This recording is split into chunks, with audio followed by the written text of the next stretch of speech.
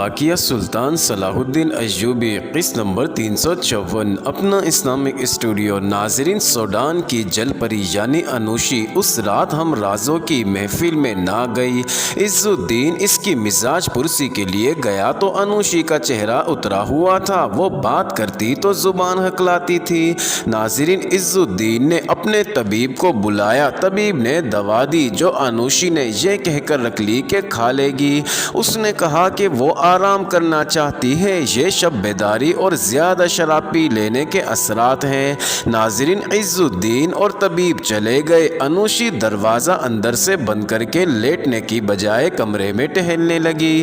وہ بہت بے چین تھی، اس نے کئی بار کھڑکی کا پردہ اٹھا کر باہر دیکھا اور کمرے میں کبھی ٹہلتی کبھی رکتی اور پھر کھڑکی کا پردہ ہٹا کر باہر دیکھتی۔ اس نے اپنے زیورات والا خوشنما بکس کھولا، اس میں سے ایک انگوٹھی نکالی، اس کے نگینے والی جگہ ڈبیا کی شکل کی تھی، خوشنما اور وزنی انگوٹھی تھی۔ ناظرین، اس نے اس پر جڑی ہوئی چھوٹی سی ڈبیا کو جو انگوٹھی کا حصہ تھی کھولا، اس میں سفید سفوف بھرا ہوا تھا۔ اس نے سفوف کو ذرا سی دیر دیکھا اور ڈبیا بند کر کے انگوٹھی اپنی انگلی میں ڈال لی۔ اس سے اسے کچھ سکون سا محسوس ہوا، جیسے اس نے اپنی بے چینی اور اداسی کا ذریعہ پیدا کر لیا ہے۔ ناظرین، رات آدھی گزر گئی تھی، اس کی ذاتی خادمہ اس کے کمرے کے قریب ایک کمرے میں سوئی ہوئی تھی۔ انوشی نے اسے کہہ دیا تھا کہ آج رات اسے اس کی ضرورت نہیں۔ آدھی رات کے بعد وہ خادمہ کے کمرے میں گئی اور اسے جگا کر کہا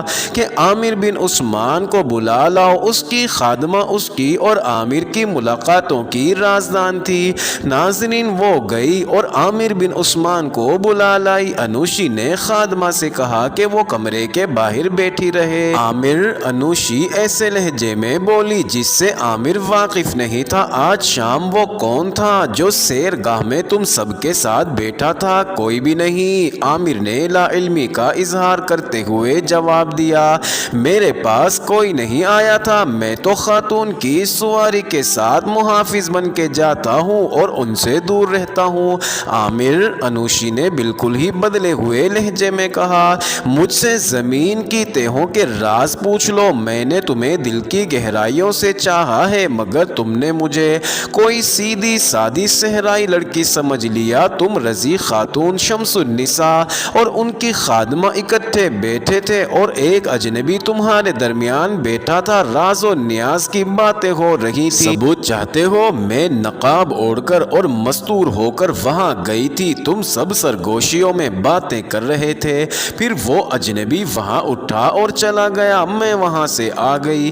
ناظرین، اسحاق ترک جب ان لوگوں سے اٹھ کر جا رہا تھا تو اس نے کسی کے قدموں کی دبی دبی آہٹ سنی تھی اور کچھ دور ایک سایہ سا بھی دیکھا تھا۔ یہ انوشی تھی جو چوری چھپے رضی خاتون شمس النساء اور عامر بن عثمان کے پیچھے گئی تھی۔ ناظرین، عامر بن عثمان سے کوئی جواب نہ بن پڑا، اس نے کوئی بے معنی سی بات کی۔ انوشی استاد تھی، وہ سمجھ گئی کہ اس کے شکوک بے بنیاد نہیں۔ اس نے کہا، اگر شمس النساء اکیلی ہوتی تو میں سمجھتی کہ اس شہزادی نے تمہیں گھیر رکھا ہے، مگر یہ معاملہ کچھ اور ہے۔ مجھے بتاؤ کہ تم مجھ سے یہ راز کی باتیں کیوں پوچھتے رہتے ہو؟ ویسے ہی عامر نے ہنسنے کی کوشش کرتے ہوئے جواب دیا، ان باتوں کے ساتھ میری کیا دلچسپی ہو سکتی ہے؟ میں صرف اس سے لطف اٹھاتا ہوں کہ ہم ان بادشاہوں کو کیا سمجھتے ہیں اور یہ اندر سے کیا ہیں۔ عامر، انوشی نے قہر بھری آواز میں کہا، تم جانتے ہو میں کون ہوں؟ میرے اشارے پر اس شہر کی اینٹ سے اینٹ بچ سکتی ہے۔ مجھے میرے پیاسے جذبات نے دھوکہ دیا اور میں تمہاری محبت کے نشے میں اپنے فرائض فراموش کر بیٹھی اور تم اپنا فرض ادا کرتے رہے۔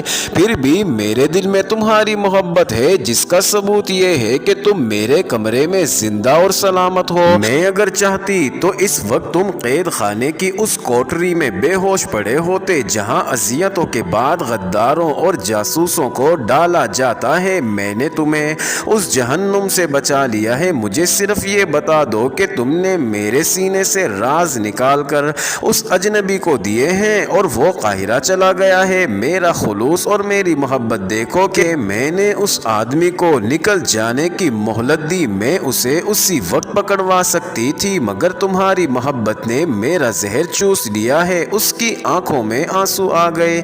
जो मैं इतना दिल नशीन धोखा हूँ, धोखे का शिकार हो गई हूँ। तुम जीत गए हो, सच कह दो आमिर, सच कह दो। हाँ अनुशी, आमिर ने कहा, तुमने अपना फर्ज अदा किया है, मैंने अपना फर्ज अदा किया है। तुम मुझे कैद खाने में बंद करा दो। नाजरीन, अनुशी के आंसू बह निकले थे, लेकिन उसने कहका लगाया और कहा, बस इतनी सी बात पूछनी थी जो तुमने बता दी है। तुम्हें कोई कैद खाने में नहीं डाल सकता। अब मैं भी खुशनुमा पिंजरे से आज़ाद होना चाहती हूँ। तुम शराब नहीं पीते, मैं तुम्हें बादशाहों का शरबत पिलाऊंगी।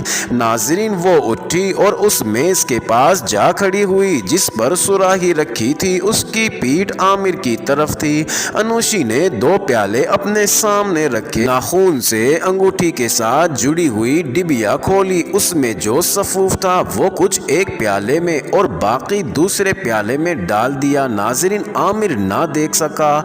अनुशी ने दोनों प्यालों में सुराही से मशरूब डाला। एक प्याला आमिर को दे दिया, एक अपने हाथ में रखा। सूंघ लो, अनुशी ने कहा, ये शराब नहीं शरबत है, ये मेरी मोहब्बत का जाम है, पी लो। उसने प्याला होठों से लगा लिया। नाजरीन, आमिर ने भी प्याला होठों से लगा लिया। दोनों ने प्याले खाली कर दिए। अनुशी ने उसके हाथ से प्याला ले लिया और दोनों प्याले परे फेंक कर बाजू आमिर के गले में डाल दिए। अपने रुखसार उसके गालों से रगड़ती हुई बोली, अब हम आजाद हैं। अनुशी उचककर आमिर से अलग हो गई और बोली, तुम भी गनूदगी महसूस कर रहे हो? हाँ, आमिर ने जवाब दिया, मैं गहरी नींद से उठकर आया हूँ, नींद परेशान कर रही है। अब हम दोनों इतनी गहरी नींद सोएंगे कि हमें कोई जगा नहीं सकेगा। अनुशी ने ऐसी आवाज में कहा जिसमें गनूदगी का नुमाया असर था। कहने लगी, मैं तुमसे ज्यादा थकी हुई हूँ, गुनाहों ने थका दिया है। उसका सर डोलने लगा। उसने संभल कर कहा, ज्यादा बातों का वक्त नहीं आमिर, तुम मेरी पहली और आखिरी मोहब्बत हो। अब हम अगले जहान में इकट्ठे उठाए जाएंगे। मैं अपना फर्ज अदा कर चुकी हूँ, तुम अपना फर्ज अदा कर चुके हो। मैंने उस शरबत में वो जहर मिला दिया था जो मुझ जैसी लड़कियों को देकर परदेश भेजा जाता है। ये जरूरत के वक्त के लिए दिया जाता है। इससे कोई तकलीफ और तलखी महसूस नहीं होती। बड़ी मीठी गनूदगी में इंसान हमेशा की नींद सो जाता है। मैं इसलिए जिंदा रहना नहीं चाहती कि जिंदा रही तो तुम्हें सजा दिला दूंगी। तुम्हें इसलिए जिंदा नहीं रहने दिया कि कोई और लड़की ये ना कहे कि आमिर को उससे मोहब्बत है। नाजरीन, आमिर बिन उस्मान लेट गया था जैसे वो अनुशी की बातें सुन ही नहीं रहा था। उसकी आंखें बंद हो चुकी थी। नाजरीन, अनुशी का सर डोल रहा था। वो लड़खड़ाते कदमों से दरवाजे तक गई। नाजरीन, खादमा दरवाजे के साथ खड़ी थी। उसे अंदर बुलाकर कहा, हम दोनों ने जहर पी लिया है। सबको बता देना कि हमने खुद जहर पिया है, किसी और ने नहीं पिलाया। कोई सलीबी मिले तो उसे बता देना कि सूडान की परी अपना फर्ज अदा करके मरी है। नाजरीन, उसकी आवाज दब गई। वो गिरती गिरती आमिर तक पहुंची। खादमा दौड़ती बाहर निकली। थोड़ी देर बाद कमरे में कई लोग आ गए। नाजरीन, उन्होंने देखा कि आमिर बिन उस्मान पलंग पर चित पड़ा है और अनुशी उसके साथ लगी इस तरह लेटी हुई है कि उसका सर आमिर के सीने पर और उसका एक हाथ आमिर के सर पर था जिसकी उंगलियां बालों में उलझी हुई थी। नाजरीन, दोनों मरे हुए थे। अपना इस्लामिक स्टूडियो के मोअज़्ज़िज़ नाजरीन, अब चलते हैं इसहाक तुर्क की जानिब। उस वक्त इसहाक तुर्क मूसल जा चुका था। अनुशी ने ये बात जानते हुए भी कि अजनबी सुल्तान अय्यूबी का जासूस हो सकता है, उसका ताक़ुब ना किया, ना गिरफ्तार कराने की सोची। उसने जिंदगी की ये चंद ही सातें रूहानी सुकून पाया था जो उसने आमिर के साथ प्यार के धोखे में गुजारी थी। उसने उस प्यार का सिला ये दिया कि इसहाक को जाने दिया। नाजरीन, इसहाक तुर्क काहिरा से अभी कई दिनों की मुसाफत जितना दूर था कि उसके घोड़े को सांप ने डस लिया। मोअज़्ज़िज़ नाजरीन, इस हादसे की तफसीलात आपको पिछली किस्तों में सुनाई जा चुकी हैं।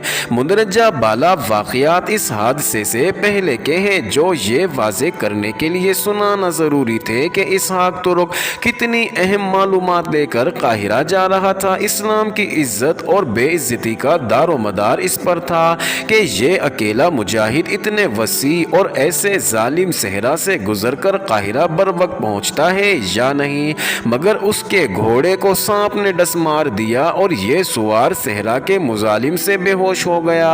ہوش میں آیا تو وہ صلیبیوں کے خیمے میں پڑا تھا، جہاں دو صلیبی لڑکیاں بھی تھیں، ایک کا نام میرانیہ اور دوسری کا باربرا تھا۔ ناظرین، یہ تفصیلات پچھلی قسط میں پڑھ لیں تاکہ وہ واقعات ایک بار پھر آپ کے ذہن میں تازہ ہو جائیں۔ ناظرین، اسحاق ترک بے ہوشی میں بڑبڑا رہا تھا، جس سے صلیبیوں کی اس ٹولی پر ظاہر ہو گیا کہ یہ مسلمان جاسوس ہے اور کوئی اہم خبر لے کر قاہرہ جا رہا ہے۔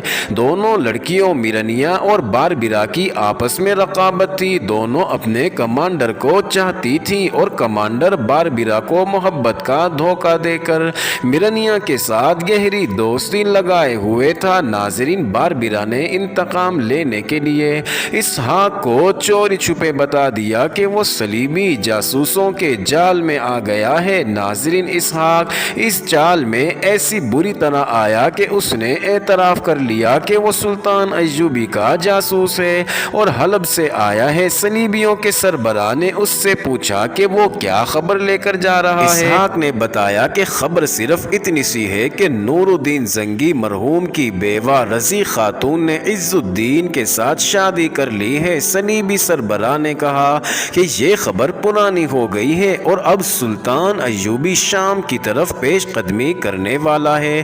اس صلیبی نے اسحاق ترک سے کہا کہ وہ صلیبیوں کے لیے جاسوسی کرے اور یہ بھی بتائے کہ وہ کیا راز لے کر جا رہا تھا اور بیروت میں جو مسلمان جاسوس ہیں وہ کون کون ہیں اور کہاں کہاں ہیں، اور اگر وہ نہیں بتائے گا تو اسے صلیبی علاقے میں جا کر کسی قید خانے کے تہ خانے میں بند کر دیا جائے گا۔ ناظرین، اسحاق نے یہ سوچ کر ہتھیار ڈال دیے کہ وہ ان کی حراست سے فرار ہونے کی کوشش کرے گا۔ اس نے وعدہ کیا کہ وہ صلیبیوں کے لیے جاسوسی کرے گا۔ اس سے یہ بھی پوچھا جا رہا تھا کہ وہ کیا راز لے کے جا رہا ہے۔